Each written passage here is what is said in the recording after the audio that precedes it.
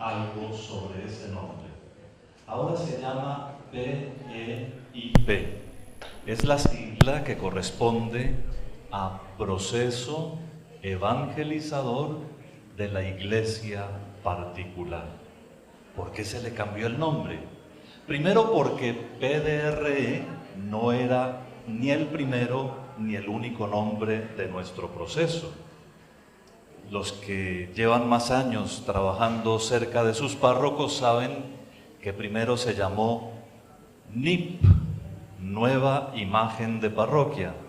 Luego se llamó NID, Nueva Imagen de Diócesis.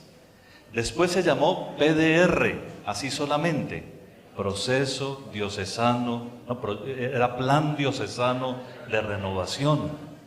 Y luego alguien se dio cuenta que se llegaba por la evangelización y le pusieron una barra inclinada, PDRE.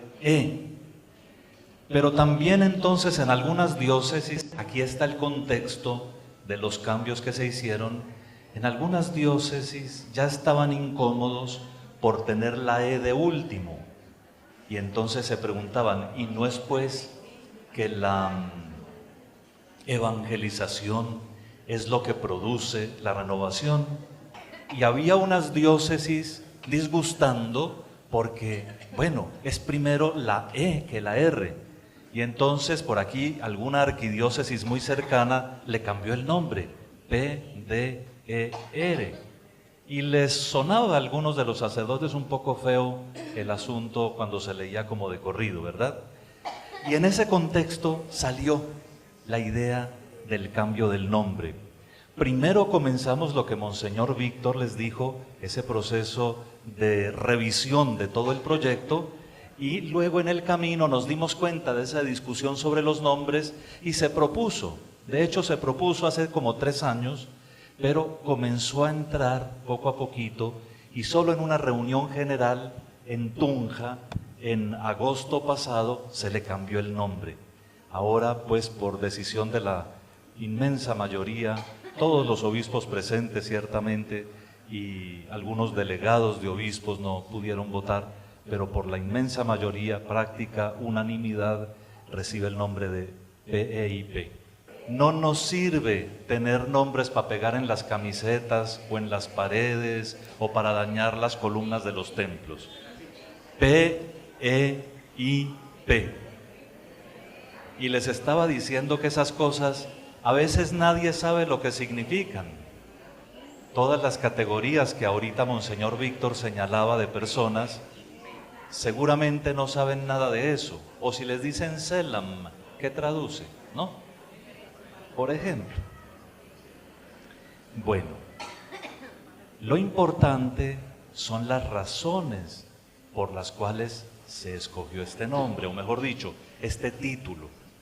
El título Proceso Evangelizador de la Iglesia Particular viene de la primera opción que hace esta renovación. La renovación de nuestro proyecto, porque es el mismo, pero se renueva, parte del interés que tenemos todos, en todas partes, de dar prioridad a la evangelización. Pero no a una evangelización de saltos, ¿cierto? Que hoy hacemos un evento, que después dentro de 3 meses otro gran evento, que luego viene la Navidad, que después la Semana Santa, no más. Ahora es una evangelización procesual. Y por eso, proceso evangelizador. Pero atención, además, porque ese es el lenguaje de la Iglesia desde hace muchísimo tiempo, proceso evangelizador. La Iglesia siempre entiende la evangelización, primero que todo, como un proceso en el cual hay grados y etapas. La Iglesia entiende eso desde los orígenes, desde los orígenes. En el camino de la evangelización hay grados y hay etapas. O sea, hay pasos que se dan y hay logros que se alcanzan, ¿verdad? Entonces, cuando uno entiende que la evangelización no es simplemente que le enseñen a uno a rezar una cosa hoy y a rezar otra cosa mañana, sino que hay que estar siempre en crecimiento y siempre en camino, uno entiende por qué la Iglesia siempre ha llamado, y los últimos 50 años mucho más, a esto, proceso evangelizador. Y pusimos de la iglesia particular porque la D pues no quedaba exacta en las arquidiócesis, ¿no? O en los vicariatos apostólicos. En cambio, todos somos iglesia particular. Y así fue saliendo, ¿no? Se ensambló después, pues por la prioridad y el destinatario. La prioridad es el proceso evangelizador y el destinatario, la iglesia particular. Hasta ahí es fácil, ¿verdad? Perdónenme, me quedo en el título, y si se nos agota el tiempo, donde lleguemos cortamos. En el título quiero primero hablar ligeramente de la segunda parte y luego más ampliamente de la iglesia particular. La diócesis de Cúcuta es en sí misma, ante todo, una iglesia particular. Aunque se puede definir como una porción de la Iglesia Católica, de todas maneras, en esa realidad sacramental que nuestro Señor Jesucristo instituyó, porque Él es Dios, pero es hombre, y Él es hombre, pero es Dios, y en Él las cosas tienen una fuerza humano-divina, la Iglesia también tiene esas dimensiones. Y resulta que al principio, donde había uno de los apóstoles, se hacía la iglesia, y todos en comunión con San Pedro, entonces eran la iglesia que Jesús había fundado. Fácil de entender eso, ¿cierto? Entonces, todas las iglesias apostólicas son, cuando están unidas con Pedro, la iglesia católica. Y la iglesia particular es el lugar donde siempre hay un sucesor de los apóstoles, que es el obispo, aunque sea cardenal, es el obispo, aunque sea arzobispo, tenga otros títulos, esos son títulos, es el obispo diocesano, el pastor propio, donde hay un pastor propio, ordenado por supuesto válidamente en la tradición católica, por otro obispo católico, con mandato del sucesor de Pedro, del Papa, entonces preside la iglesia particular y se une con el Papa a la Iglesia Universal. Pero eso quiere decir, mirado de otra forma, que en Cúcuta, en la Iglesia particular de Cúcuta, se experimenta todo lo que pertenece a la Iglesia Católica. Todo. En mi parroquia faltan unos elementos, pero en mi diócesis no falta ninguno. Y ustedes han recitado muchas veces y con mucho entusiasmo el credo: creo que la iglesia es una, santa, católica y apostólica. Esas 4 son las notas esenciales de la iglesia. No hay más. No le pueden poner más. Ay, pero es romana también. Bueno, pero eso después se lo explicamos. Romano es esto. Es una forma de vestir, una forma de orar, pero no es que toda la iglesia católica es romana. Cuando entendemos esta cosa, que la iglesia es una, santa, católica y apostólica, a la luz de lo que les acabo de decir, quiere decir que en la diócesis de Cúcuta se experimenta, como no se puede experimentar en ninguna otra parte, la iglesia una, santa, católica y apostólica. Que la iglesia sea una la garantiza, primero, la presencia del pastor propio, cuyo carisma fundamental es la unidad, ¿no? Él pastorea un rebaño que se acoge a él, a sus enseñanzas y que colabora. No es un rebaño de ovejitas mudas, ni de ovejitas que no hacen más que caminar, sino de ovejitas que actúan, ¿no? Pero rebaño, de todas maneras, es unidad. La santidad de la iglesia se explica y se entiende. Por eso que a veces uno siente por dentro de por qué tienen que ocurrir estas cosas, ¿no? Entre sacerdotes, o por qué tienen que ocurrir estas cosas entre las familias. Hay familias que no son santas y hay sacerdotes que no son santos, ¿cierto? ¿Por qué tiene que ocurrir esto? Es la iglesia. Pero mirado al revés, es decir, desde el dolor que uno siente, uno en el fondo sabe que es que el misterio es santo. La iglesia de Cúcuta es santa en sí misma. santa, y nada la puede como lastimar en su santidad, ni el pecado más horrible de uno de nosotros, porque ella seguirá siendo santa, santa. Y a ese ideal de santidad caminamos nosotros, que la conformamos, pero ella sigue siendo santa.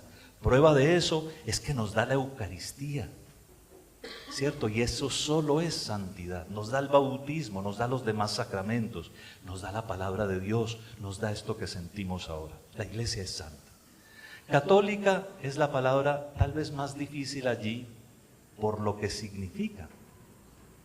¿Cómo experimenta uno en Cúcuta que la iglesia es católica? No es por la forma de rezar, cuidado. ¿Saben qué quiere decir católico, verdad? Católico quiere decir universal. Resulta que si ustedes leen los últimos versículos del Evangelio de San Mateo, Mateo 28, 18 a 20, solo esos tres, 18, 19 y 20, Mateo 28, 18 a 20, dice el Señor, y los combinan de una vez con Marcos 16, 15, ustedes ven que el Señor manda a sus discípulos a toda la creación, eso es Marcos 16, 15, a todos los países y a enseñar todo lo que Él ha mandado y a bautizar no a poquitos, sino a todos, bautícenlos a todos, a los que crean, bautícenlos. Ese todo, que se repite varias veces, en griego es católico.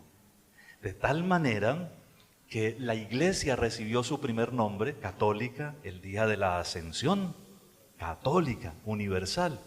Y solo después, como ustedes pueden ver en el libro de los Hechos de los Apóstoles, a los católicos les dijeron también cristianos. Primero fue un apodo, pero quedamos muy contentos con ese apodo. Y no nos lo dejamos quitar. Ninguno de ustedes puede caer en el jueguito pues aquí de la calle, que es que esos son cristianos. No. Al contrario, si quieren ser cristianos tienen que ser católicos, por el mandato de Cristo.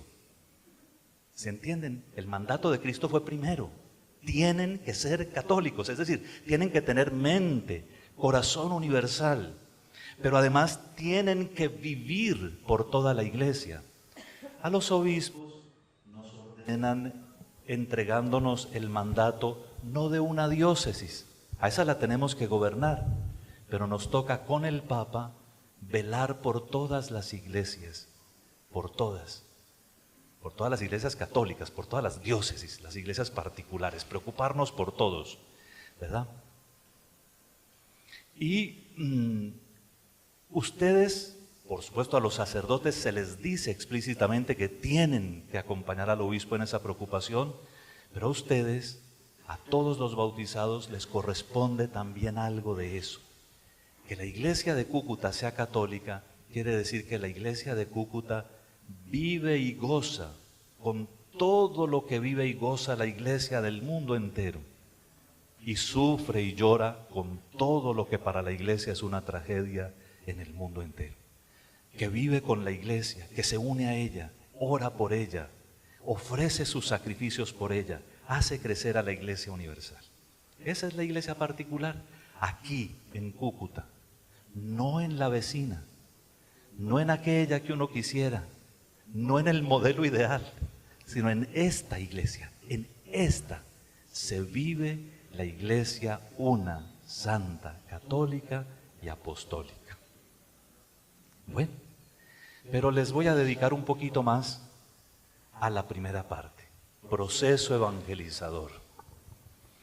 Como veo que ustedes están muy juiciosos tomando notas, pero además tenemos aquí como buen apuntador el testigo de esta cámara, entonces voy a entrar en lo que Monseñor Víctor Manuel me encomendó de 2 o 3 formas durante los últimos meses.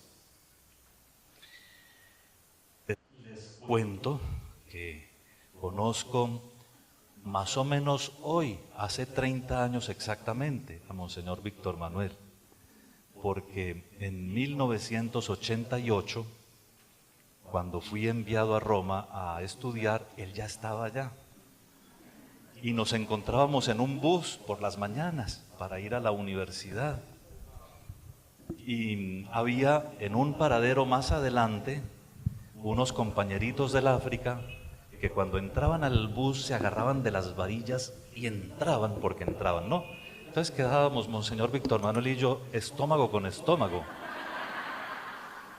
maletín con maletín, hombro con hombro.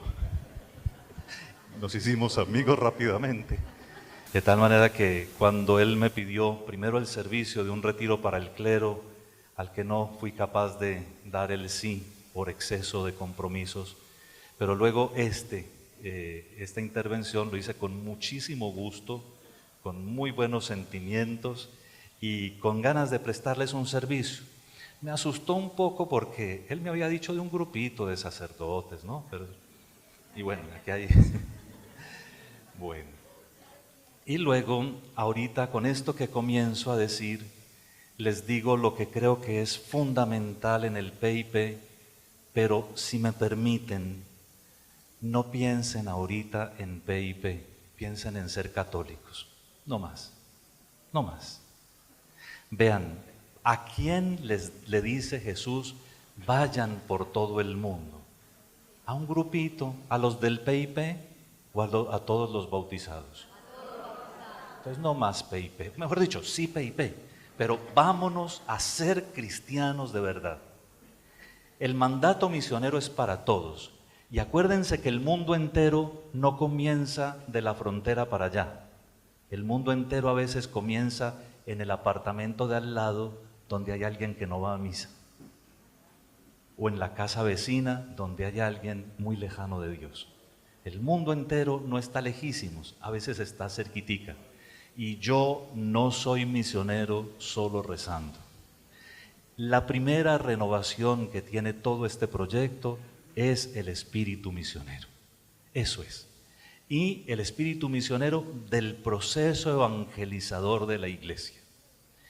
Voy a referirme, porque tengo necesidad, a algunos lugares del magisterio católico. Ustedes con sus párrocos posteriormente los estudiarán. Y seguramente emplearé algunos términos técnicos que por la premura del tiempo no voy a ser capaz de explicar satisfactoriamente. Les ruego también a los párrocos estar muy cerquita de sus fieles y, por amor de Dios, no se queden con una sola palabra que no entiendan, porque los católicos, a veces así como nos volvemos medio fiesteros, nos volvemos poco profundos. Y hay palabras que no entendemos, como por ejemplo la palabra redención, solo por poner un ejemplo. Todo el mundo cree que sabe lo que es redimir, ¿cierto? Que Jesús nos redimió. Pero ¿qué es redimir? ¿Qué es la redención? Es una palabra tomada del vocabulario de las prenderías, ¿verdad? Uno deja en prenda una cosa y le dan platica por ella, ¿no? Cuando vuelve allá, el acto por el cual entrega el dinero más los intereses se llama rescatar o redimir la prenda. Lo que el otro tenía como posesión y que podía quedarse permanentemente con ello si se cumplían ciertas condiciones. Si pasan 3 años y no me ha pagado, yo vendo eso, ¿cierto? Se podía quedar con eso, yo vengo, pago los intereses y lo redimo, lo rescato, es mío otra vez. Eso éramos nosotros. Y eso es vocabulario muy claro de las cartas del Nuevo Testamento. Tanto Pablo como Pedro hablan del precio que le costamos a Cristo, su propia vida. Entonces, como por poner nomás un ejemplo, ese de la redención, hemos sido rescatados, redimidos. Rescatado y redimido es lo mismo. Hemos sido rescatados por un precio altísimo, el de la sangre de Dios. ¿Cuánto vale usted? ¿Cuánto vale un buen hermano nuestro venezolano que camina? Vale lo que vale la sangre de Dios. Eso vale cada uno, eso vale usted, eso vale su obispo. Vale lo que vale la sangre de Dios. Y ese es el precio del rescate, porque lo tenían en prenda, a usted y al obispo y a mí. Nos tenía en prenda el enemigo. Y corríamos el riesgo de quedarnos presa de él. Pero vino uno más fuerte, ¿se acuerdan de esa parábola? Vino uno más fuerte y nos rescató. Así que una palabra, por ejemplo, la palabra evangelización, la palabra querigma, la palabra catequesis, la palabra salvación. Hay una cantidad de palabras que es mejor que nos aseguremos de que entendemos. Y por eso, porque no tengo tiempo ahorita de explicar los términos técnicos, queda la tarea con sus párrocos, sentarse a charlar. Esto no se necesita una gran lección, ni se necesita un sermonzote, se necesita sentarse a charlar como amigos. ¿Qué quiere decir esto? ¿Bien? Porque es que me preocupa mucho que todo el mundo cree que sabe lo que es evangelizar. Si ustedes oyeran lo que me toca oír a mí en estas correrías, hay una persona que va haciendo que la imagencita de la Virgen, no sé de cuál advocación, recorra las casas, ¿verdad? Y entonces la familia que la recibe le reza el rosario y se pone muy contenta. A mi casa sí que llegaron virgencitas cuando yo era muchacho. Pero a veces le ponen un cajoncito, ¿cierto? Un cajoncito. Y ahí se mete la platica. Bueno, y también repartí cuando fui párroco muchas imagencitas de la Virgen con cajoncito. Y uno sabe lo que hay que hacer con ese cajón, ¿no? Hay que poner ahí la monedita. Pero bueno. Una cosa que lo que les dije que oí es que la persona que distribuía estas cajitas o estas imágenes decía, yo estoy evangelizando.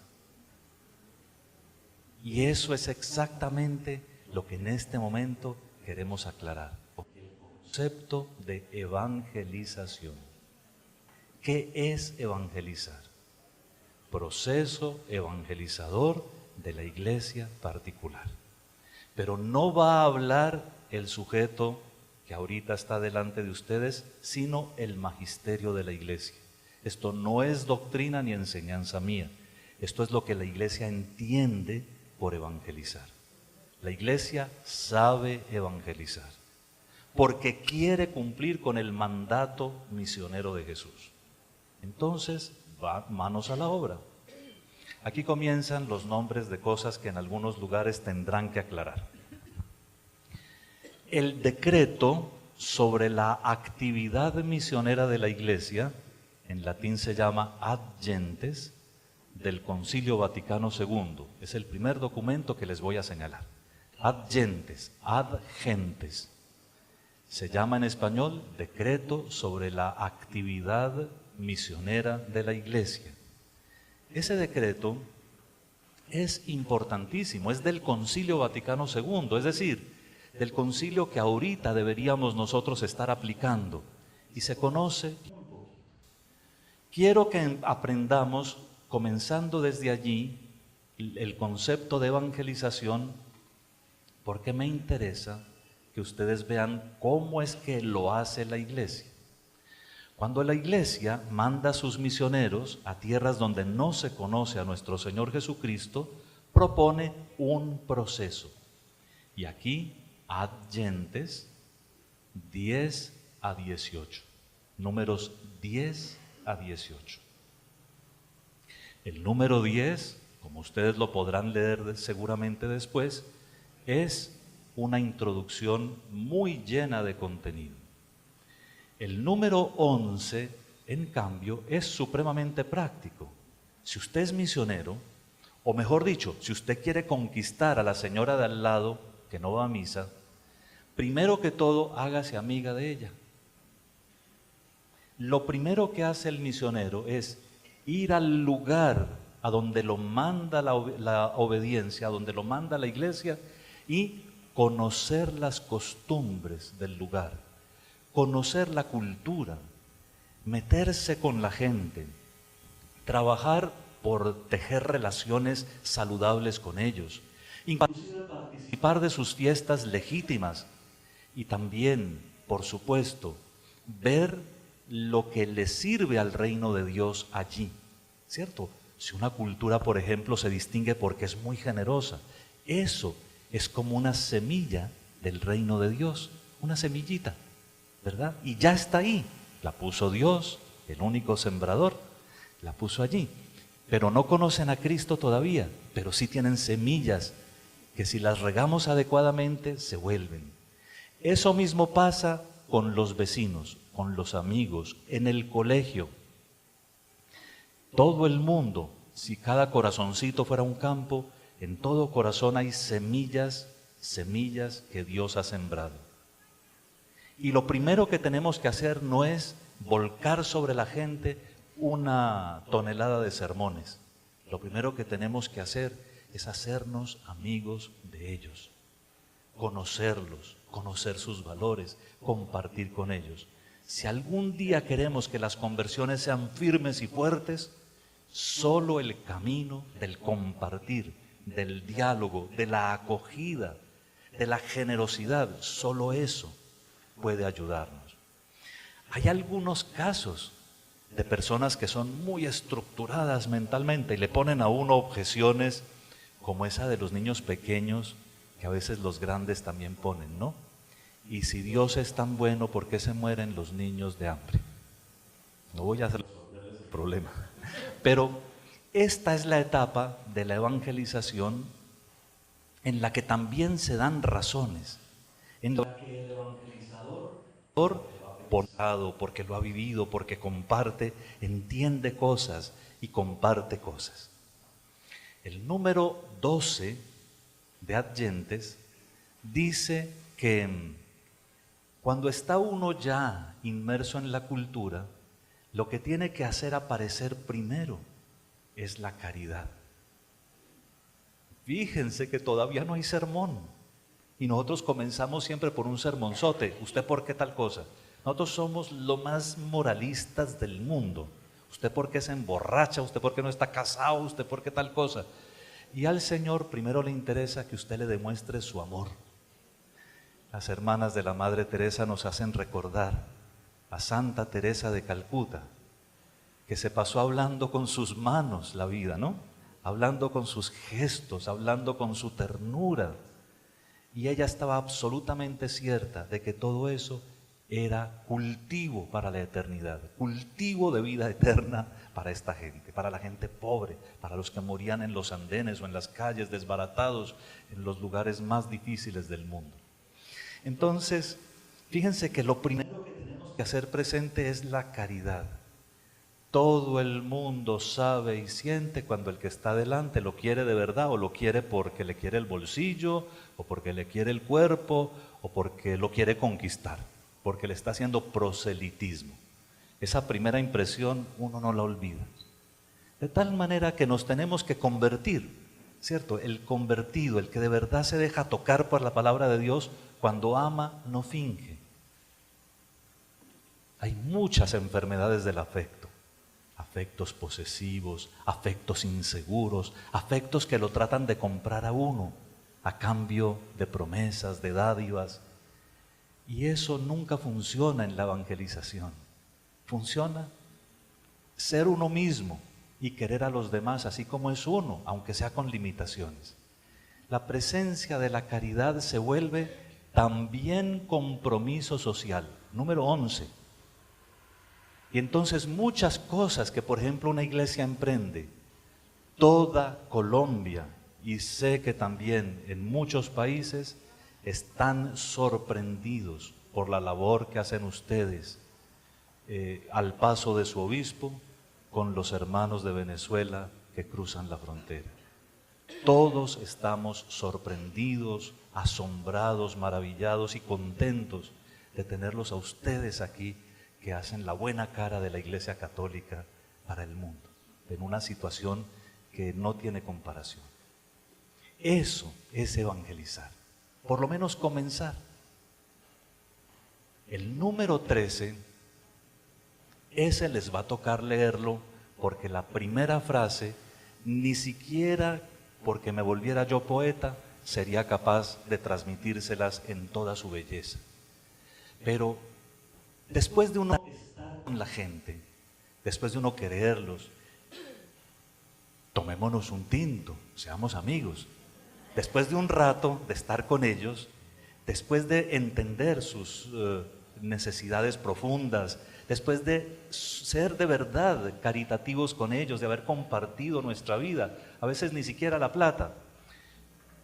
Cuando Dios muestra que es el momento oportuno, entonces el misionero hace un anuncio explícito de Jesucristo. Número 13, lo tienen que leer, es demasiado bonito como para que yo trate de explicarlo nomás. Lo tienen que leer, ese hay que leerlo, y con el párroco para que explique cosas, para que charlen, hay que leerlo con él. El número 13. Es hermoso, porque uno en la primera frase entiende una cantidad de cosas. Era Dios el que siempre estaba conduciendo el proceso. Era Dios el que estaba preparando un pueblo, o una persona, o una familia, o un vecindario para la gracia. Y usted, un instrumento, pero qué dicha. Dios lo puso en el lugar donde había que encender el fuego. Eso es un misionero. El número 14 dice que a los que por ese primer anuncio se les despierta la fe, tareas, ¿no? Quedan tareas. Cerciorarse de que sí nació la fe. Es que hay mucha gente que brinca y baila pero no tiene fe, ¿cierto? Hay mucha gente que puede estar no fingiendo, sino sintiendo cosas que no son unas ganas reales de estar con Cristo y de convertirse a Él, de adhesión verdadera. Bueno, cuando uno se cerciora de eso, el número 14 dice, dele catequesis. Inícielo en su fe. Esa primera fe que tiene, edúquela y hágala madurar. La educación de la fe hasta su primera madurez se llama catequesis. Otras cosas son cursos.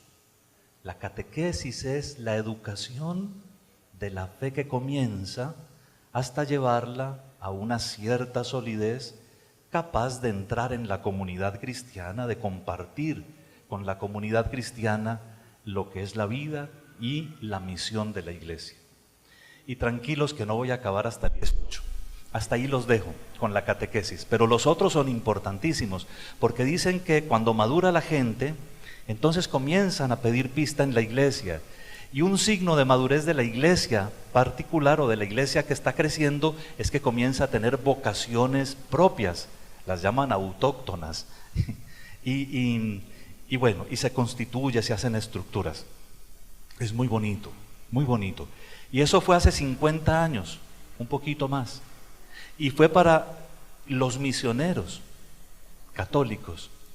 Pero resulta que en estos 50 años, como nunca, la iglesia se ha dado cuenta que ya no es el África, ya no es el Asia o la Oceanía los lugares a donde se perdió o donde no hay fe. A veces es justamente aquí. Y entonces, en 1997, perdonen, pego este salto, precisamente tratando de mejorar la catequesis en el mundo, una de las oficinas al servicio del Santo Padre produjo un documento, por supuesto, bajo la autoridad y con la revisión del Papa, que se llama Directorio General para la Catequesis. De ese Directorio General para la Catequesis de 1997 tienen que leer 4 numeritos, del 46 al 49. Fácil, ¿no? Directorio General para la Catequesis, 46 a 49. Se los voy a resumir facilísimo. El número 46 habla de las maravillas de la evangelización, recordando una carta famosísima de Pablo VI, de San Pablo VI. Entonces nos dice que la evangelización es la vida de la iglesia, y que ahí tenemos todos nuestra tarea fundamental. Todos es todos. El número 47 entonces presenta los documentos que ha habido desde adyentes, desde el Vaticano II hasta el momento. El número 48, ese sí lo tengo que leer. Y dice, según lo que acabamos de decir, hemos de concebir la evangelización como un proceso. Hemos de concebir quiere decir el concepto, concebir, concepto. ¿Entienden? Aquí la iglesia da el concepto de evangelización. O sea, no me lo tengo que inventar yo. Nadie lo puede inventar. No es lo que a usted le parezca. La iglesia dice, hemos de concebir la evangelización como un proceso por el que la iglesia, movida por el Espíritu, anuncia y difunde el Evangelio en todo el mundo. Hemos de concebir la evangelización como un proceso por el que la iglesia, movida por el Espíritu Santo, anuncia y difunde el Evangelio en todo el mundo, de tal modo que 6 cositas, 6 detallitos, impulsada por la caridad, lo que les dije, impregna y transforma todo el orden temporal, asumiendo y renovando las culturas. Da testimonio entre los pueblos de la nueva manera de ser y de vivir que caracteriza a los cristianos. Proclama explícitamente el Evangelio mediante el primer anuncio, llamando a la conversión. Cuarto, inicia en la fe y vida cristiana mediante la catequesis y los sacramentos de iniciación, bautismo, confirmación, Eucaristía, a los que se convierten a Jesucristo o a los que reemprenden el camino de su seguimiento, incorporando a unos y reconduciendo a otros. Quinto, alimenta constantemente el don de la comunión en los fieles. Y sexto, suscita continuamente la misión. Ese les queda, yo sé que lo dije rápido, pero en la lectura personal lo van a captar. En cambio el 49, ese sí nos va a dar la síntesis. El número 49 dice que el proceso evangelizador es un proceso que tiene 3 momentos o etapas esenciales. 3 momentos o etapas esenciales. Cuando digo que tiene el proceso evangelizador tiene 3 momentos o etapas esenciales, estoy diciendo prácticamente que es una realidad compleja. ¿Entienden la distinción entre complejo y complicado, cierto? Lo que vamos a explicar no es complicado, uno lo puede volver complicado. Lo que vamos a explicar de aquí en adelante es complejo porque tiene partes. Todo lo que tiene partes es complejo. Complicado es cuando uno enreda las partes, ¿sí? Y eso se puede hacer muy fácilmente. Entonces, no nos enredamos si entendimos que no es complicado, es complejo. Tiene 3 momentos o etapas esenciales. Como siempre hay palabras que hay que explicar. ¿Qué quiere decir esencial? Necesario, ¿verdad? La esencia, su obispo es doctor en filosofía. Entonces, esencia es lo que hace que una cosa sea esa cosa y no otra cosa. ¿Cierto, Víctor? Esencia, la esencia de una cosa es lo que hace que esa cosa sea esa cosa y no otra cosa. Fácil, ¿no? Pero apliquémoslo, ¿no? Si falta una de estas 3 cosas, la cosa que están haciendo no se llama proceso evangelizador. ¿Captan? Si falta una de estas etapas, el proceso ya no es evangelizador. Puede ser un proceso educativo, por supuesto. Puede tener elementos muy positivos, claro que sí. Pero si ustedes quieren que lo que hagan se llame evangelización, tiene que tener 3 momentos o etapas porque son esenciales. Y esos 3 momentos son a saber, primero, acción misionera. Segundo, acción catequético-iniciatoria. Así es complicada esa palabrita. Acción catequético-iniciatoria. O sea, catequesis e iniciación, pero con un guión pegado. Acción catequético-iniciatoria. Y la tercera, acción pastoral. Les voy a leer para que vean cómo en el año 97 la iglesia ya tiene conciencia de que la misión está por dentro. Vean. El proceso evangelizador está estructurado en etapas o momentos esenciales. La acción misionera para los no creyentes y para los que viven en la indiferencia religiosa. ¿Cuáles son los destinatarios de la acción misionera? Los no creyentes, los que no conocen a Cristo, los que nunca han tenido fe, pero también los que viven en la indiferencia religiosa. Y ahí hay una nueva cosa con relación al documento de 50 años antes, ¿verdad? De hace 50 años. Y es que también los que están en la indiferencia religiosa, como alguno que está pasando tal vez en bicicleta por aquí enfrente, otro que quizá está jugando fútbol por allí, para ellos es la acción misionera. Primer momento o etapa esencial. Segundo, la acción catequético-iniciatoria para los que optan por el Evangelio y para los que necesitan completar o reestructurar su iniciación. Dos categorías de personas. La acción, la catequesis. ¿Para quién es la catequesis? Para los que optan por el Evangelio. O sea, uno no le puede dar catequesis al que no ha optado por Cristo, al que no ha optado por el Evangelio. Catequesis es para los que ya creen, no para los que no creen. La catequesis es para los creyentes, no para los no creyentes. Entonces, para los que acaban de recibir la fe y optan por Cristo. O también para un mundo de gente que de pronto tiene fragmentada su conciencia de cristianos. Por ejemplo, súper desarrollada lo de la piedad mariana, como en el ejemplo que les puse hace un ratico, y bajísima el nivel, por ejemplo, de la caridad. En algunas partes, en Afganistán, digamos, hay gente que comulga los domingos, pero le paga salarios de hambre a sus trabajadores, salarios injustos.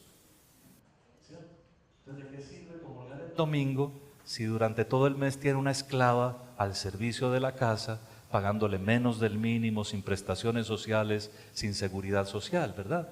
Es mejor que la tenga por horas, pero que le pague bien, para que la señora pueda trabajar en otras partes. Pero hay incoherencias, ¿verdad? Y eso que son gente que como que medio es buena, pero que todavía no le funciona la bondad. Ellos son para terminar su iniciación cristiana. La catequesis es para ese tipo de gente, entre los cuales muchas veces estoy yo. Por ejemplo, si yo no me sé de memoria cuál es la quinta bienaventuranza, a saber.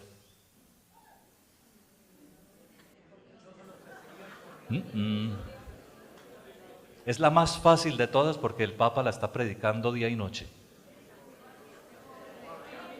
Dichosos los misericordiosos, porque ellos alcanzarán misericordia.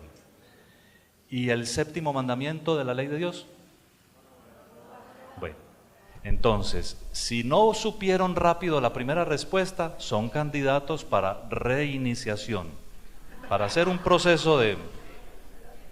A todos nos sirve, todos tenemos que formarnos, ¿no? Si uno es agente de pastoral, la primera conciencia que tiene es que todos los días está aprendiendo. Pero si no se supieron la segunda, es de cero, mi querido. Comience desde cero, comience de la base. Pero bueno. Entonces, acción catequético-iniciatoria y acción pastoral para los fieles cristianos ya maduros en el seno de la comunidad cristiana.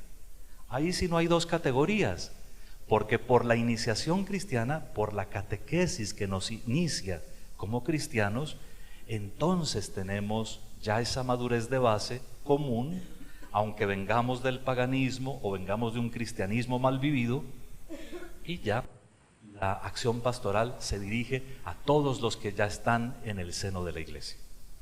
Pero por supuesto quiero, si me permiten prolongar un poquito esta explicación, decirles algunos detalles más. Acción misionera, acción catequético-iniciatoria y acción pastoral. Si yo me imagino 3 columnas, perdónenme que yo no soy hábil con estas cosas de computador y por eso nunca me enredo haciendo presentaciones, y hubiera sido como ideal tener un papelógrafo, pero no lo pedí cuando vi la cantidad, no lo van a ver desde atrás. Entonces, perdónenme, apelo a su imaginación y a que ustedes después estudian estas cosas. Imagínense 3 columnas: la acción misionera, la acción catequético-iniciatoria y la acción pastoral. Y pongamos una primera línea en la cual digamos cuál es la meta de cada una de las 3. ¿Sí? La meta de la acción misionera es la fe y la conversión iniciales. Es la adhesión a Cristo en primer lugar. Es nuestra primera adhesión a Cristo. La meta de la acción misionera es que yo reconozca que Dios es Dios y que el Señor Jesucristo es el sentido de mi vida y quiera comenzar a conocerlo. Si no hay ese entusiasmo, si no hay enamoramiento de Cristo, no se ha cumplido, oigan, o nunca se ha hecho la acción misionera. La acción misionera va hasta dejarme con esa expectativa, ¿cierto? Encontré a aquel que todo el mundo busca y lo quiero querer. Acción catequético-iniciatoria. ¿Cuál es la meta? Para que no nos compliquemos la vida, la meta es eso, la iniciación cristiana. La iniciación cristiana, ¿qué consiste en que yo quede iniciado? Iniciado queda uno cuando ya es capaz de caminar solo, cuando ya no lo tienen que llevar de la mano. Ese es un iniciado, uno que puede caminar solo. A veces me preguntan y lanzo distintos tipos de respuestas y de definiciones, pero iniciado en su fe es el que quiere dar su vida por Cristo. Entonces, de la primera adhesión al querer dar mi vida por Cristo, hay un camino que se llama iniciación cristiana. En la antigüedad cristiana, en los primeros 5 siglos sobre todo, los primeros 5 siglos, después del siglo VI, casi todo el mundo era cristiano, entonces decayó un poquito la praxis, pero en los primeros 5 siglos, eso se llamaba catecumenado. De ahí viene la palabra catequesis, ¿no? Es la herramienta del catecumenado. La catequesis es una herramienta, no es para hacer primeras comuniones, la catequesis, es para hacer catecumenados, la catequesis. Y el catecumenado es un camino que va desde cuando yo digo tengo fe hasta cuando yo digo quiero dar mi vida por el Señor. ¿Y saben con qué contestaba la iglesia cuando uno decía estoy listo? Los bautizaba. No los bautizaba antes, sino después. Entonces al principio entraban adultos convencidos que tenían que demostrar que estaban convencidos y los bautizaban.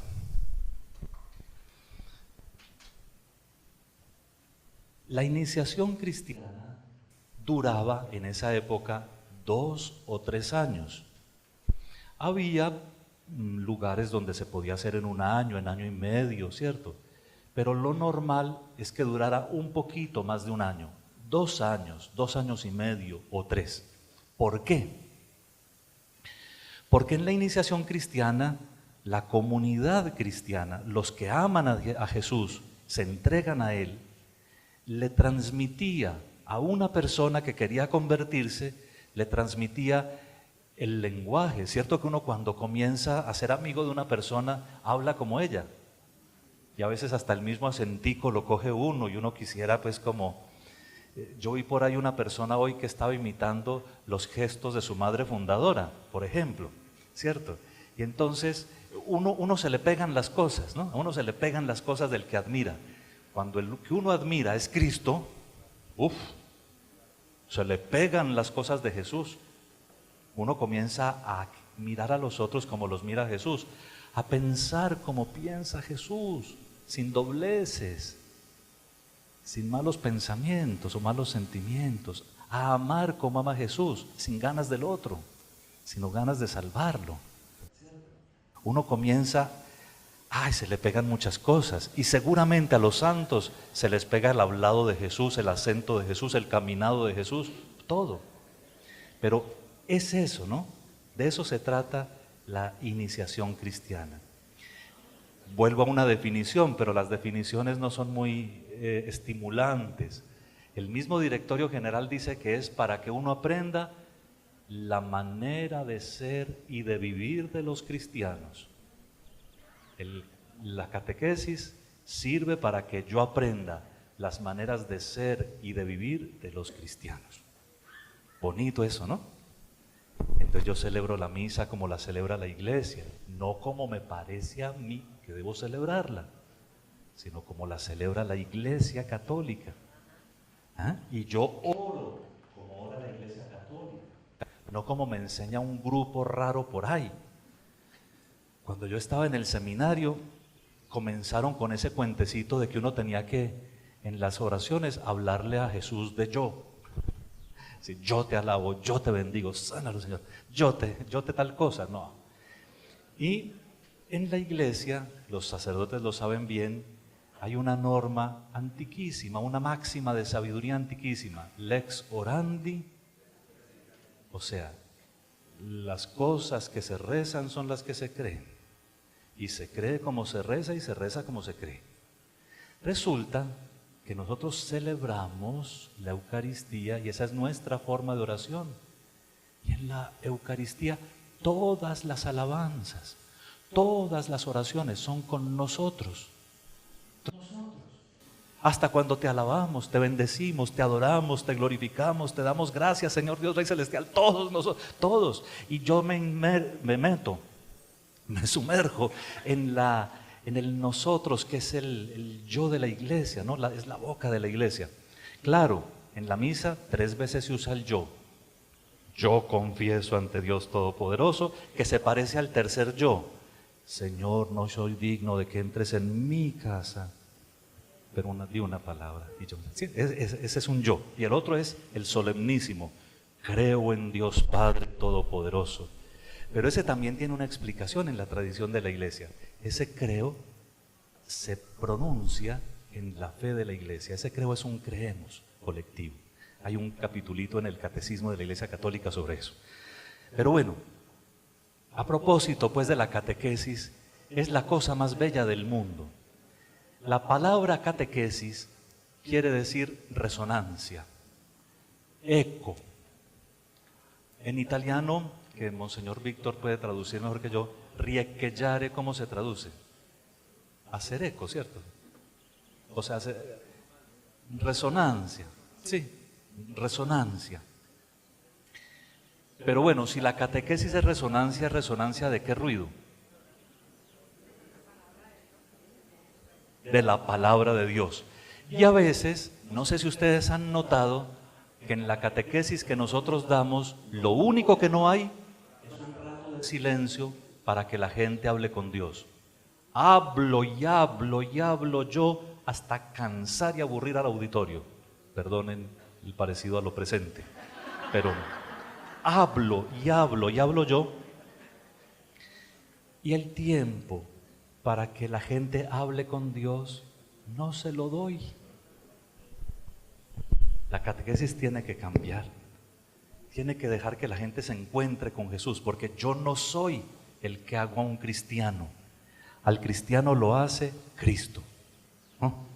Bien, acción pastoral. Estamos en la primera columna, en la primera fila, perdón. Bien. La acción pastoral, ¿cuál es la meta de la acción pastoral? Es la comunidad y la misión católicas.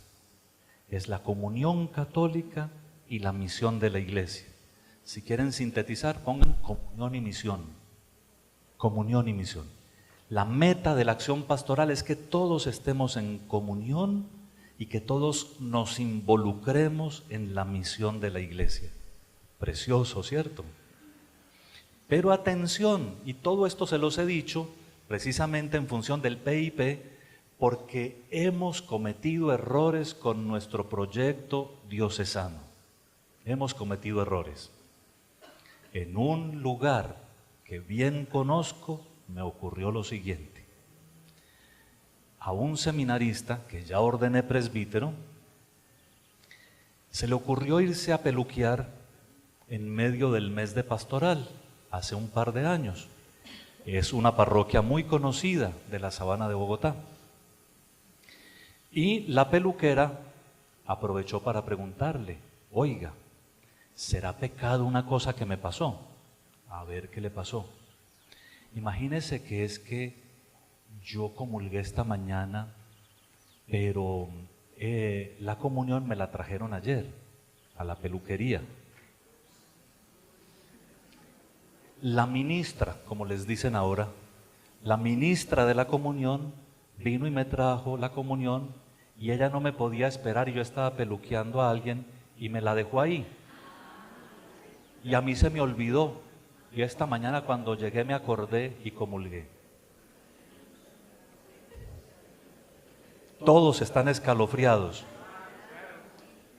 pero atención, es el ejemplo estrella para decir que no todos los agentes de pastoral, estoy en la columna, ¿cierto? Estoy en la columna de la acción pastoral, han pasado por acción catequético-iniciatoria, no todos.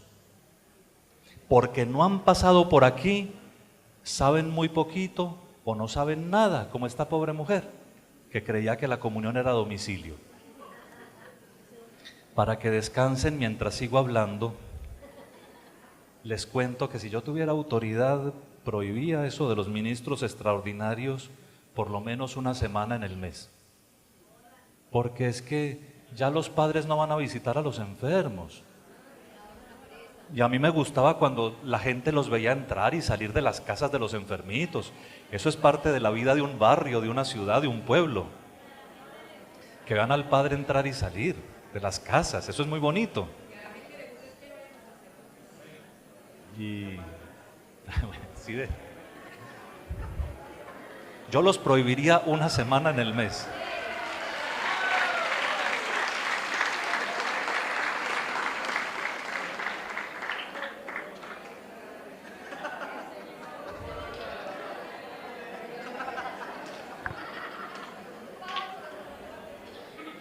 Bueno,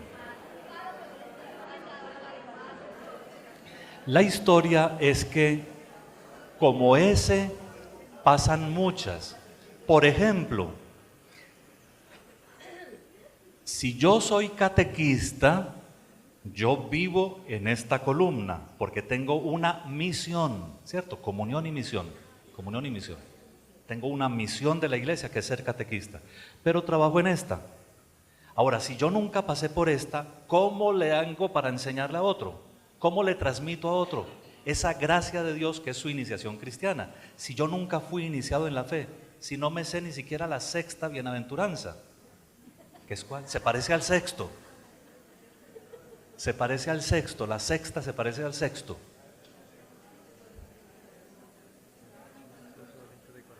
Bienaventurados los limpios de corazón. Mnemotecnia simple, la sexta se parece al sexto. Es más amplia que el sexto, pero se parece. Y voy a terminar esta parte, que es como lo introductorio, poniendo la segunda hilera, la segunda fila en este cuadro que hicimos mentalmente, ¿no? Me vuelvo a la primera columna. Se llama acción misionera. Y ahora vamos a decir cuál es la herramienta, cuál es el instrumento de la acción misionera. Si alguno quiere un término técnico, el término técnico es, vamos a hablar de las funciones del ministerio de la palabra en el proceso evangelizador. Ese sería el contenido explicado técnicamente. Pero técnicamente o no es exactamente lo mismo. ¿Con qué logro yo fe y conversión iniciales? La herramienta se llama primer anuncio o querigma. Basta. Primer anuncio.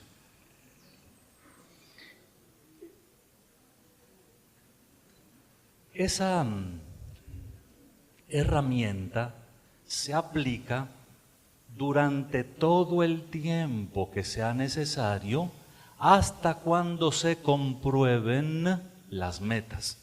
Por eso lo puse de segundo. Uno entiende mejor lo que es el primer anuncio si entiende a dónde tiene que llegar.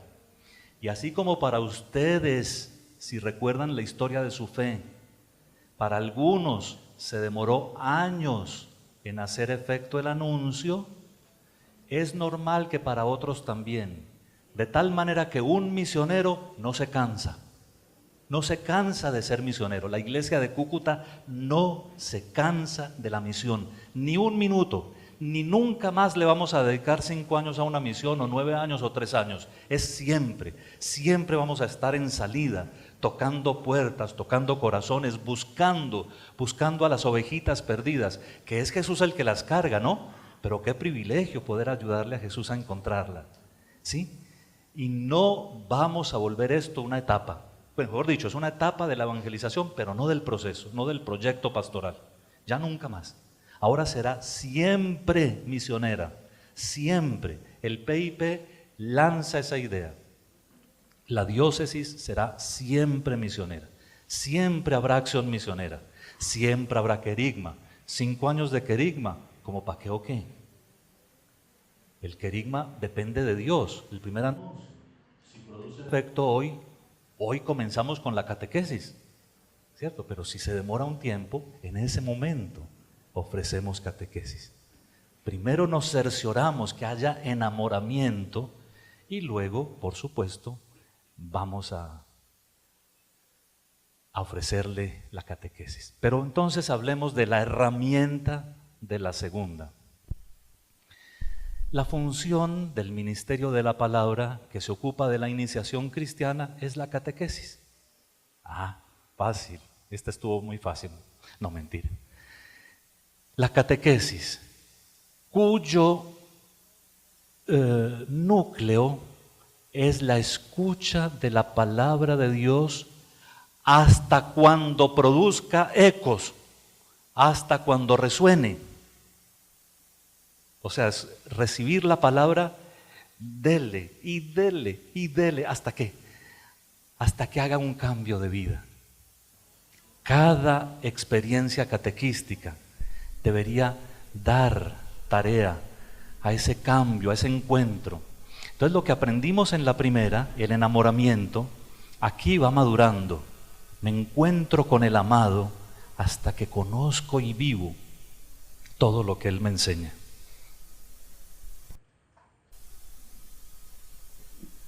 Y la herramienta de la acción pastoral. Tercera columna. La herramienta de la acción pastoral se llama formación permanente. Nosotros muchas veces comenzamos por formación permanente y no damos catequesis. Ahora, dicho todo lo anterior, ustedes tienen que arriesgarse a criticar. Criticar también es un término filosófico. Referencias, el obispo que es doctor. Crítica. La crítica es un ejercicio de la mente humana, ¿cierto? Que establece un juicio entre unas cosas y otras para lograr la claridad de un concepto, ¿verdad? Bueno, entonces, cuando uno se atreve a criticar frente a los ideales lo que está haciendo, de pronto no lo vuelve a hacer. en algún lugar alguien tendría que decir, aquí no hay más catequesis de confirmación, ya no más. Démosle catequesis a los jóvenes, cristianos, hasta que tengan todas las cosas que un cristiano tiene por dentro. Y cuando lo tengan, confirmémoslos. Claro, es que la confirmación no se acaba en la iglesia. Lo que se acaba es la rutinita. 16 lecciones, 8 sobre los dones y 8 sobre los frutos del Espíritu Santo. Y venga obispo y dele, y dele, y dele, y dele, dele. ¿Cierto? Y entonces por eso es que vienen a confirmarse y no vuelven a la iglesia. O lo que pasa a veces en años como este. ¿Se acuerdan que el 8 de diciembre este año, creo que es un viernes o sábado? Entonces, uno le da la primera comunión a los niños el sábado 8 de diciembre, ¿cierto? Y el domingo 9 de diciembre cometen el primer pecado mortal. No van a misa.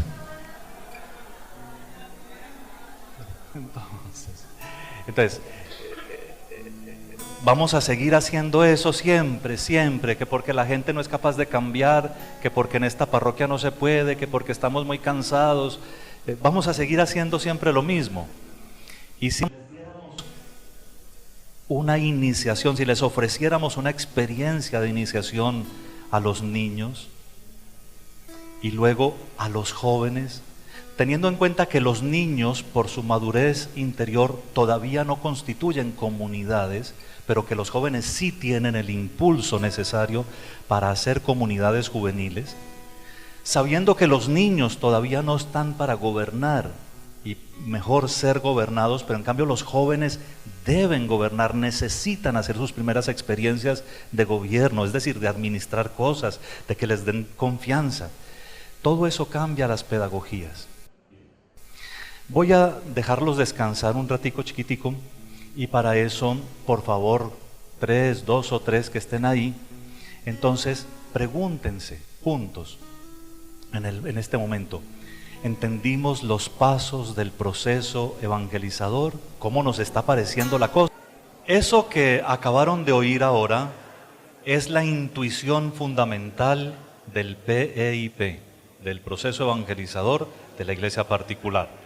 Y se pone en práctica mediante esta sugerencia, que en muchos elementos se parece al PDRE, como ustedes lo verán, sobre todo si ustedes con sus párrocos analizan posteriormente el cuadro.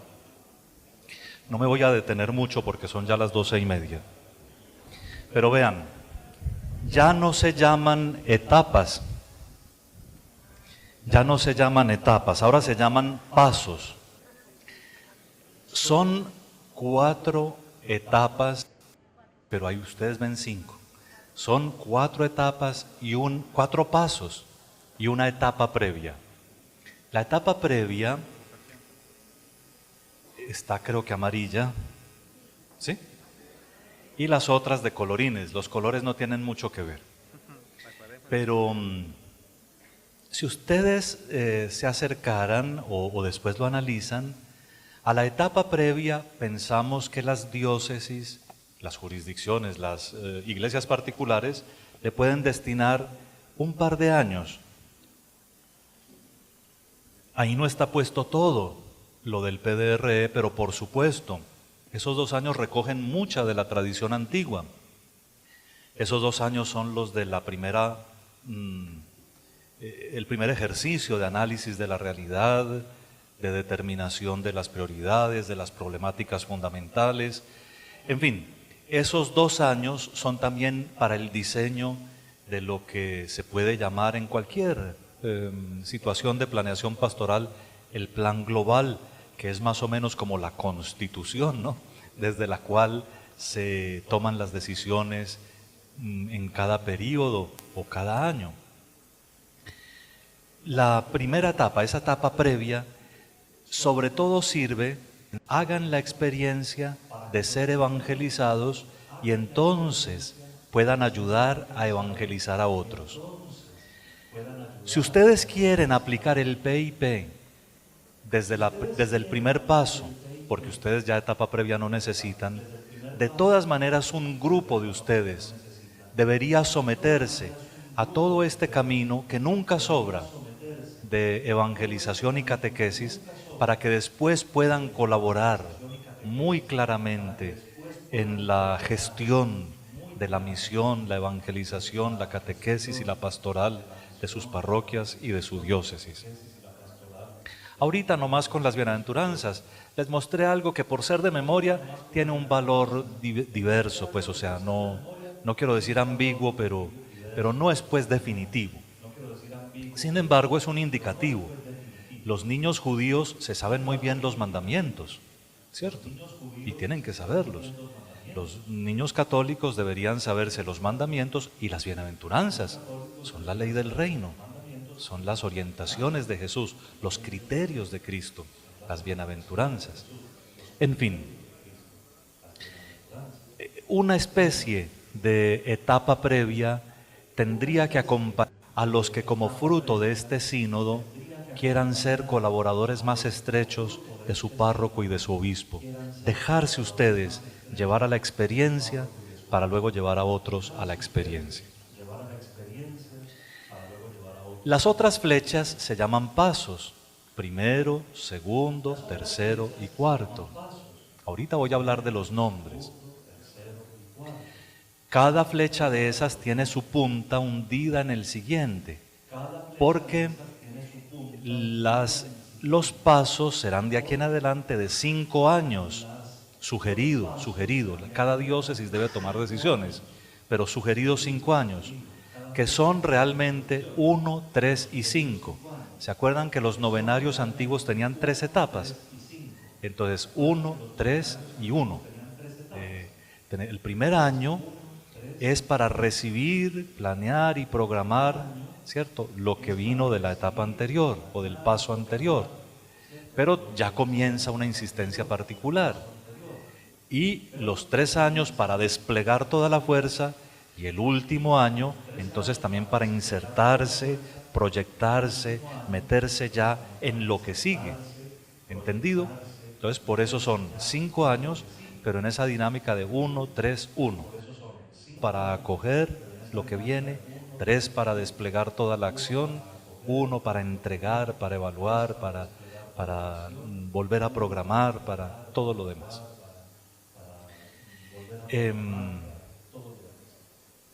Y de este cuadro me interesa contarles lo siguiente. Ven unas letricas abajo, ¿cierto? Unas letricas. ¿Alcanzan a distinguirlas? K, C1, C2, C3 y FP. Son las que acabamos de llamar funciones del ministerio de la palabra. Querigma, la K. Catequesis 1, catequesis 2, catequesis 3 y formación pastoral, o formación permanente, perdón. Formación permanente. Entonces son las 3 funciones, o las 3 herramientas, dijimos, ¿no?, para conseguir las metas que estamos persiguiendo. Entendido eso, ustedes ven que tienen una cosa muy rara, ¿no? De abajo para arriba se lee eso. La de abajo tiene K, querigma, C1, C2, C3, catequesis 1, 2 y 3 y formación permanente, y después sigue FP, FP, FP, formación permanente, formación permanente.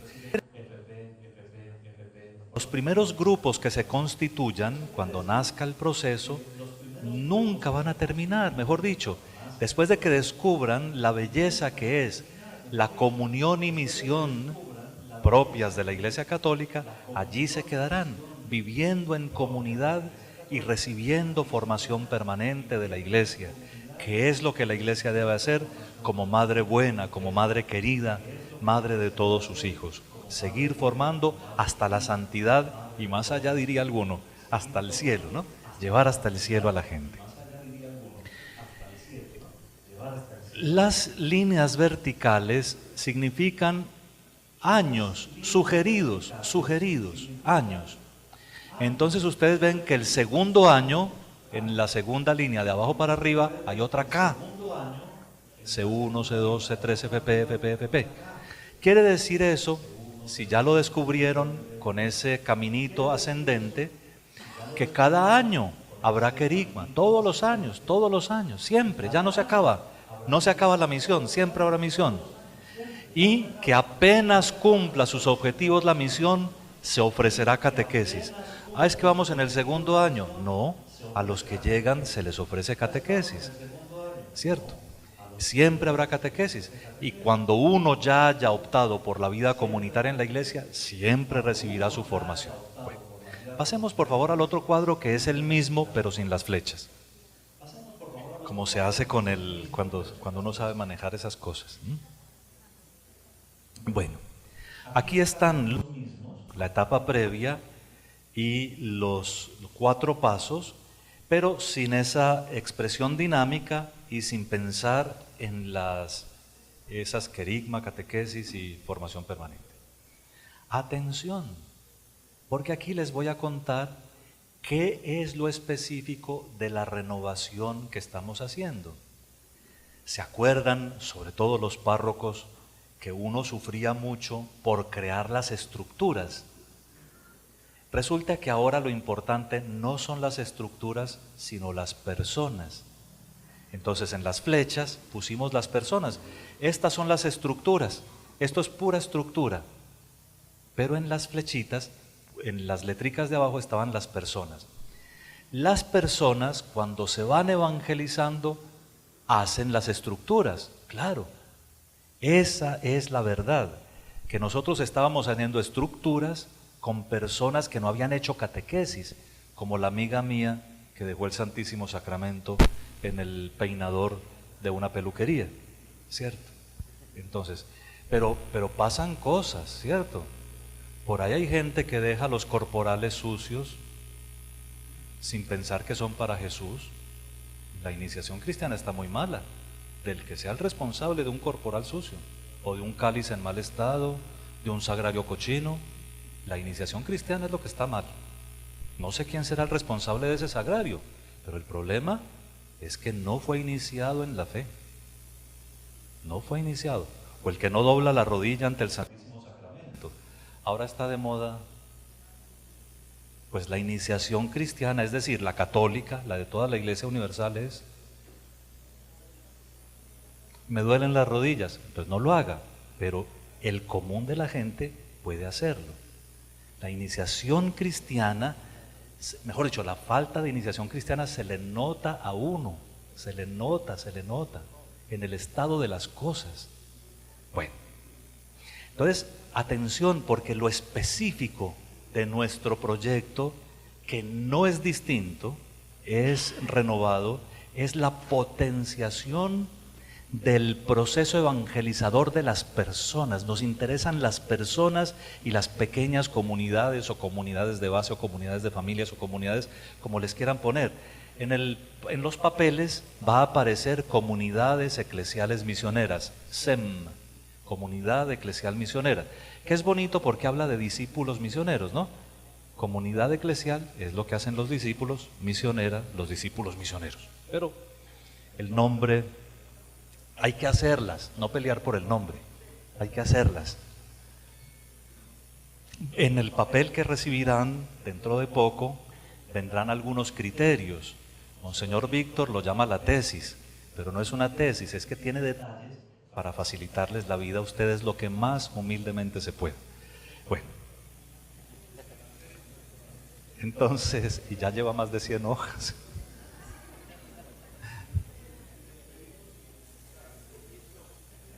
Le hice 6. Bueno.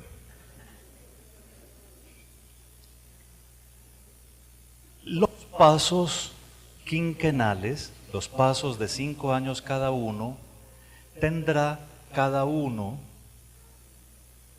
un nombre, digamos un nombre.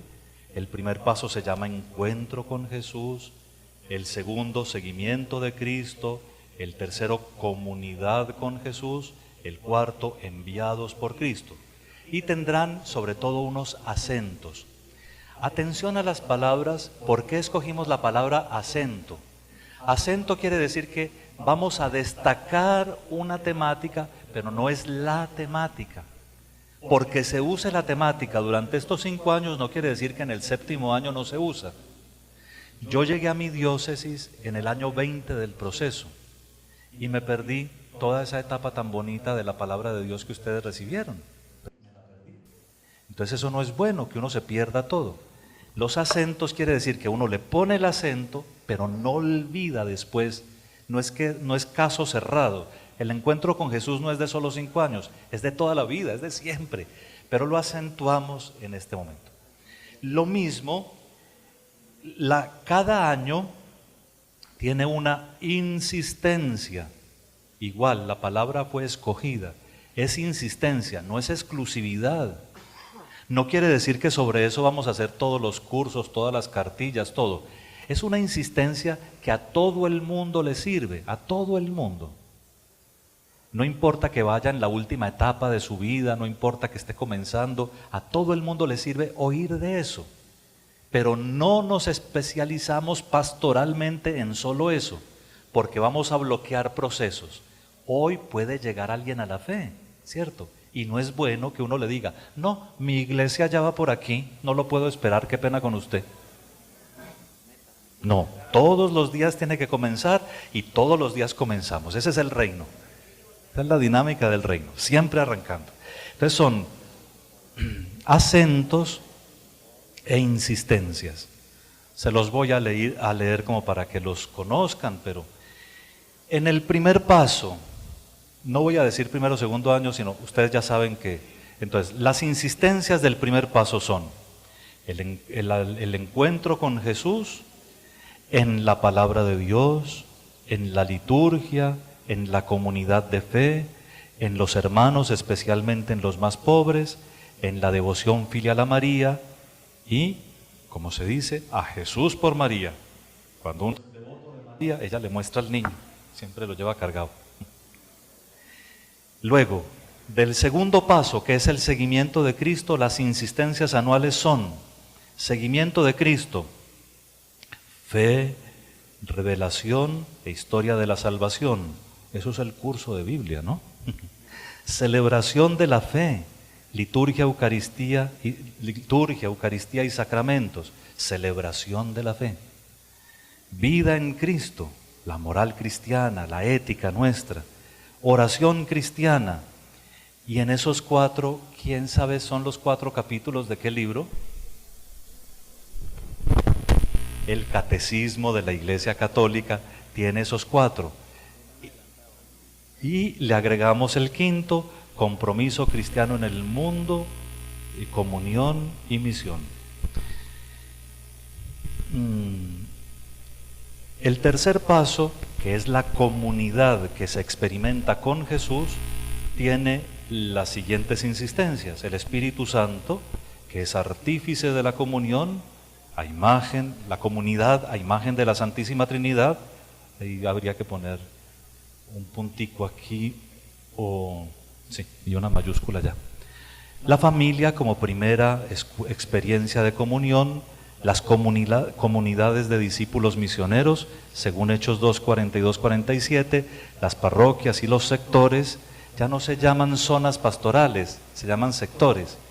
Las parroquias y los sectores, y las parroquias en cuanto comunidad de comunidades. El último año, la insistencia, el amor a la diócesis y a la Iglesia Universal.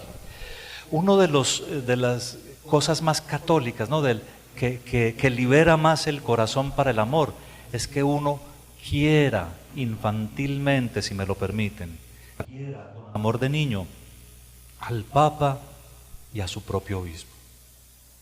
Eso lo puedo decir yo porque no soy su obispo, pero con todo el amor del mundo. El amor que se le da al obispo es amor a Jesús. Yo sé de mis fallas, de las mías, no de las de él, de las mías. Yo sé que amarme a mí puede ser muy difícil, pero igual, eso, si Dios me puso en este lugar es porque es misericordioso y bueno, y yo no sé por qué. Pero lo que sí sé es que el ministerio que me corresponde no es mío. Las fallas son mías y a veces son horribles, pero Cristo es más. Y el amor tierno por el Papa y por el propio obispo es signo Fíjense que a eso está el diablo empeñado hoy en día de quitarnos con esas noticias. El amor al Papa y el amor al obispo. Uno tiene que decir, puede ser lo que sea, lo quiero igual. Y punto.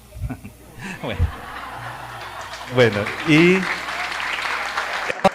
dados por Cristo. Los últimos 5 años se dedican a ese lema, ¿no? A sentirnos mandados por Cristo, mandados, enviados por Él. Y las insistencias son, primero, vernos como enviados en Cristo. Cristo es el primer enviado del Padre, el primer misionero, enviados para evangelizar, enviados a los más pobres. ¿Y qué dice ahí? Como, las periferias existenciales del Papa, evangelización de las estructuras, madurando el proceso. No importa que sea por aquí, uno tiene que ver cómo influye en la sociedad, ¿cierto? Qué bueno que en vez de quejarnos de los alcaldes, de los concejales y de los gobernadores, salgan de un proceso de estos. No tenemos que hacer política, pero qué bueno que salieran de estos procesos, que vayan coherentes con su fe los gobernantes, ¿no? Pero habrá un año para pensar en eso. Las estructuras, política, economía, cultura, educación, etcétera, y la misión adyentes.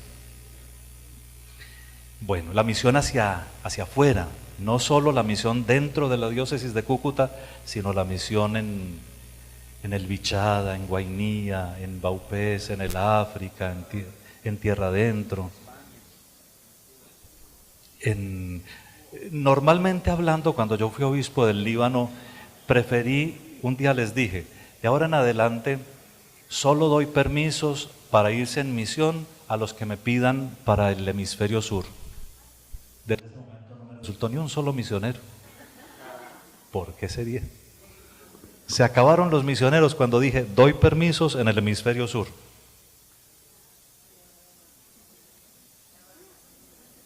Bueno, lo de abajo no se los explico mucho, sus párrocos se lo explicarán. Esta franja no está bien, a mí no me parece muy afortunada, pero lo que quiere decir es que una vez que comienza el encuentro con Jesús nunca se pierde, una vez que comienza el seguimiento de Cristo nunca se pierde y así sucesivamente. Pero no me parece muy afortunado. Lo de las comunidades, cada diócesis, por ejemplo, en un sínodo, debe decir cuándo nace una comunidad cristiana. Si me permiten dar como mi parecer, creo que una comunidad cristiana debe nacer cuando se termina la iniciación cristiana. Cuando uno es iniciado a la comunión y la misión, debería uno optar por las pequeñas comunidades, por vivir en una pequeña comunidad. Una pequeña comunidad tiene que ser un grupo de personas muy estable, muy maduro, muy bonito, heterogéneo además, no con muchachos y niños. A esos les dejamos otras formas de pastoral, pero heterogéneo, bonito, hombres también. Es decir, no puede ser una reunión a las 3 de la tarde los martes, porque solo van a ir las pensionadas. Tiene que ser una reunión práctica, bonita, pero también prolongada. Y no tienen vacaciones, ¿no? Como una comunidad que se constituye bien, si han visto que las monjitas no les dan vacaciones de comunidad, ¿cierto? Ni de hábito. Si se van para la casa, pues... Pero, entonces... puras viejitas. Bueno, lo demás lo entienden. Y vamos al otro, al de la bola, a las bolas estas. Y termino ya. Todo esto lo paso rapidísimo porque eso va a venir en un documento que Monseñor Víctor le tiene sus apodos y también sus párrocos seguramente van a estar muy capacitados para explicarles.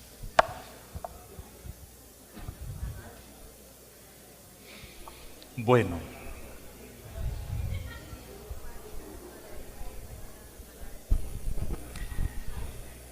para explicar permítanme apelar de un pasito para atrás usted y usted no, usted quédese para yo ver un poquito. Apelo a su vena poética. Atención. Si en un lago sereno y tranquilo lanzo una piedrita, ¿qué pasa? Pero ¿qué pasa en el centro?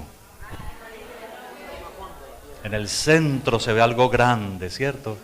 Y luego se esparce en ondas hasta que algunas tocan la orilla y van tocando la orilla y más y más y más, ¿cierto?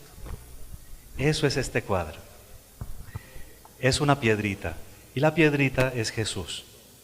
Me encanta esta imagen que escogieron porque es Cristo en la divina revelación, no como me parece a mí ni como le pareció a algún santico por ahí, sino es el Cristo objetivo que me presentan la palabra de Dios, los evangelios, la tradición católica, viva, viviente, ¿cierto? El magisterio de la iglesia siempre sólido, siempre firme en la palabra de Dios. Esa es la piedra, ese es el quicio fundamental, ese es el eje. Nosotros, cuando uno va a un programador de clases de un colegio muy prestigioso, eje transversal, ahora es dizque, ¿cómo es que se llama esa virtud nueva? La diversidad. O sea, se pueden casar con el gato y les hacemos el matrimonio. Bueno, Cristo es el eje. Si todo lo demás se pusiera en movimiento, solo se pone en movimiento por Él. No por el genio de cura que tienen en la parroquia, no por el genio de obispo que tienen en Facatativá, que no sirve mucho, sino por Jesús. Es el único, no hay más. Y hasta que no nos convenzamos de eso y dejemos de inflarnos nosotros mismos, esto no funciona. O sea, que todo trabajo pastoral en la diócesis de Cúcuta comienza de rodillas delante del sagrario. O hay más sagrario o esto no cambia nunca. Si no hay más horas ante el Señor, esto nunca va a mejorar. Aunque hagamos dibujos, ¿cierto? Segundo, la primera onda que brota, dice allí animación misionera y animación comunitaria. Ustedes saben que a nivel del país tenemos para nuestras diócesis una estructura que se llama Servicio de Animación Comunitaria, SEDAC. Pues ya no, ahora es para la animación misionera y la animación comunitaria. Y primero lo primero, porque acabo de explicarles el proceso evangelizador de la iglesia, ¿verdad? Entonces, primero animarnos como misioneros. ¿Se acuerdan del evangelio del domingo pasado? ¿Cuál es el primer mandamiento? Amarás al Señor tu Dios con todo tu corazón, con toda tu alma, con todas tus fuerzas y con todo tu ser. Y el segundo es semejante a este: amarás a tu prójimo como a ti mismo. La animación comunitaria solo funciona cuando se cumple el primer mandamiento y el doble, a Dios y al prójimo. La animación misionera solo funciona en ese sentido. Pero si quieren, amor a Dios y amor al prójimo. Eso es lo que hay que hacer. Y eso esperaríamos que en cada diócesis haya una estructura que repita el SEDAC, puede ser el EDAP, ¿cierto? Pero que se encargue explícitamente de animarlos a todos. Ojalá pudieran, con ayuda de sus sacerdotes, hacer una lectura que nosotros hacemos diariamente, pero que el día 24 de octubre, fiesta de San Antonio María Claret, presentan del santo. Ahí explica súper bien cómo la misión proviene del amor, pero lo dice de una manera muy radical. Cuando no hay ganas de hacer misión, cuando uno no tiene como empuje, como ganas de hablar de Jesús, como ganas de comunicarlo, uno no tiene amor. Tal cual. Si uno es capaz de quedarse una mañana entera encerrado en una casa o detrás de un escritorio, primer mandamiento de la ley de Dios. Bueno, segunda onda, Segunda onda. Si estamos animados, si hay grupos, si hay personas que se animaron, lo primero que sale es ordenadamente el proceso evangelizador de la iglesia. Querigma, catequesis, comunión y misión. O sea, acción misionera, acción catequético-iniciatoria y acción pastoral. Ahora, en mi dibujo original hay flechas, en este, porque este es rotativo. En este. Sí, por eso le digo. Porque yo quiero decir que el movimiento de este es simplemente difusivo, ¿cierto? La acción misionera y la acción comunitaria, la animación misionera y comunitaria es difusivo, ¿no? Yo contagio a otro. Eso era del Papa Benedicto, que la fe se transmite por contagio, ¿no? Dele. Pero esta ya tiene que moverse ordenadamente. Y es todos los años. Todos los años hay misión, todos los años hay catequesis de adultos, pues de esa que no es para la primera comunión. Todos los años hay comunión y misión, todos los años hay formación. ¿Sí?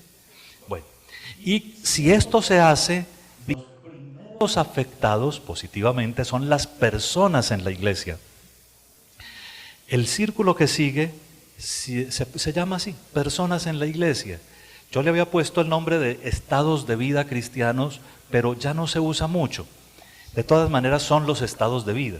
Entonces, comencemos por la vida consagrada, que es un reflejo precioso, ¿cierto?, del centro. La vida sacerdotal, que debería ser el servicio de todos los demás, como Cristo, también reflejo del centro. Y el laicado, que es el que sostiene, digamos así, todo el andamiaje de Cristo en el mundo. O sea, la iglesia son ustedes. En la calle, ¿qué es la iglesia? No más mirar para la curia episcopal, no. Son los católicos que están ahí presentes. Bien. Ahí tienen en subtítulos los grupos destinados. Este cuadro se llama Elementos Constitutivos y sustituye un poco, en el proyecto nuevo, va a salir una sugerencia de centros pastorales que reemplazarán los departamentos. Se llaman centros pastorales para que tengan más dinámica misionera, no departamentos para que metan ahí cosas, sino centros pastorales. Evidentemente la catequesis no va a ser un servicio pastoral, no va a ser un servicio, la catequesis es la base de todo, todo. Sin catequesis no se puede prestar ningún servicio pastoral. Y bueno, aquí tienen entonces las cositas. Y cuando las personas han sido convenientemente evangelizadas, entonces ya la iglesia comienza a ser más grande, más misionera y adquiere sus servicios grandes, que son la pastoral profética, la pastoral litúrgica y la pastoral social.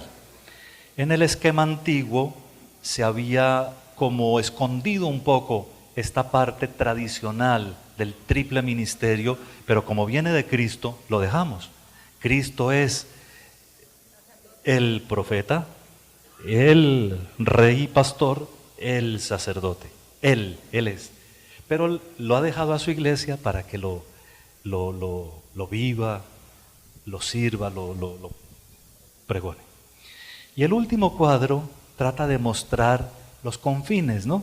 Las periferias. Entonces, la iglesia en comunión y misión es como el ideal de todo esto, y la salida misionera es hacia afuera y hacia adentro, también para mi vecino, también para el párroco que nunca va a las reuniones. Ese es lo que necesita, esa acción misionera. Hay que quererlo, no hay que regañarlo, pero no le toca al obispo. Le toca quererlo a los otros sacerdotes, ir y reírse con él, tomarse un tinto, no hablarle de la reunión, no echarle indirectas, sentarse, jugar, charlar, hasta que vea que andar con curas es hasta bueno. Sí, pero al obispo no le toca, esa parte al obispo le toca llamar al orden y eso, qué pena pues, pero también si lo quiere hacer, pero es que a esos pobrecitos lo que les falta es misión. Se han visto que hay unos que ponen la canasta delante del altar y no la tocan, ni echan nada, ni reparten nada, pero mandan que la pongan otros. ¿Pasa eso aquí o en Afganistán? Ponen canastas y nunca echan nada ahí. Nunca, ni siquiera van donde los pobres a repartirles eso, con mucho cariño. Aquí sí, estoy seguro que aquí, por lo que me ha contado Monseñor Víctor del trabajo con los venezolanos. Y en el PDRE teníamos la pastoral de multitudes. Esta la vamos a seguir haciendo para tocar las periferias, para tocar los confines, para buscar a los que no han llegado todavía, ¿sí? Esta también tenía una flechita aquí, porque la iglesia que está formada es la que va a las multitudes, es la que va a las gentes y va con estas cosas. No más, ya son 2 horas, les agradezco mucho su atención, ahí quedan con los cuadros y ahí...